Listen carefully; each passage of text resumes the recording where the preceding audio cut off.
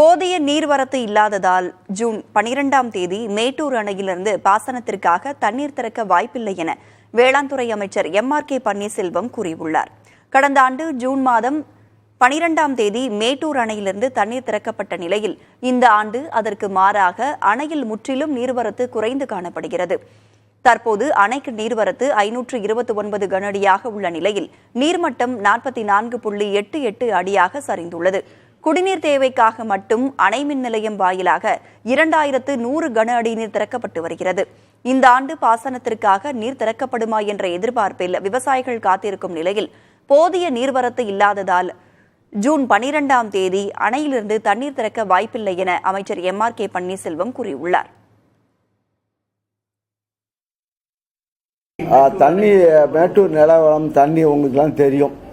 அது வேலை சொல்லும்போது மேட்டூர் தண்ணி வந்தால் அந்த ஜூன் மாதம் 12ஆம் தேதி திறப்பதற்குரிய வாய்ப்புகள் இப்போது இந்த சூழ்நிலையில் இருக்காது என்று நினைக்கின்றேன்.